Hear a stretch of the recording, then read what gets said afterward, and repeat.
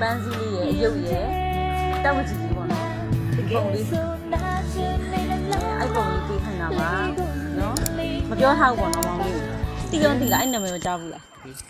မကြားဘူးဖန်ကဲပေါ့နော်သူကကြတော့လေမောင်လေးကိုအမှားစကားလေးပါလိုက်တယ်မောင်လေးကိုအမြဲအားပေးနေတယ်ဖန်ကဲတယောက်ကတဲ့ကြောက်ပကြီးရဲ့ပတ်စံပန်းစီရဲ့အယုတ်လေးရဲ့လက်ဆောင်ပေးလိုက်ပါတယ်တဲ့သူ့ရဲ့ Facebook account နဲ့ TikTok account လေးကိုလည်းပြပေးပါနော်တဲ့နာမည်ကညီမလေးကိုရောတိလာလို့မေးပေးပါနော်တဲ့မသိဘူးနော်မသိဘူးနော်အမြဲအားပေးနေပါတယ်အိုက်တော့ရေတဲ့အများကြီးပို့ကြိုးစားပါနော်တဲ့ဒဏ်ရာအနာတရားမဖြစ်အောင်လဲဂရုစိုက်ပြီးတော့ကစားပါနော်တဲ့ကျမယုံကြည်စိုက်ပါတဲ့မောင်လေးက professional player ကောင်းတယောက်ဖြစ်လာမယ်ဆိုတာမမတို့ယုံကြည်ပါတယ်နော်တဲ့တနေ့မှမောင်လေးရဲ့အိုက်တော့နဲ့လည်းအတူတူပေါ့နော်အတူတူတွဲပြီးတော့ကစားခွင့်ရမယ်လို့လည်းယုံကြည်ပါတယ်တဲ့မောင်လေးအိုက်တော့မတူကိုရင်းထား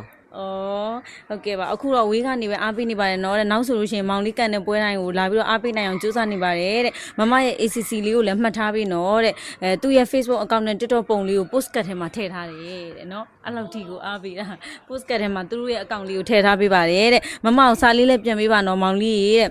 အိုက်ဒေါ်လေးနဲ့ခင်မင်းရင်းနှီးခွင့်လေးရချင်ပါတယ်နော်တဲ့သူ့ဘက်ကပြန်ပြောမဲ့စကားလေးကိုလည်းမေးခဲ့ပေးပါမမတဲ့အမောက်မှားလိုက်တယ်ခုလိုအားပေးရတော့ကျေးဇူးတင်ပါတယ်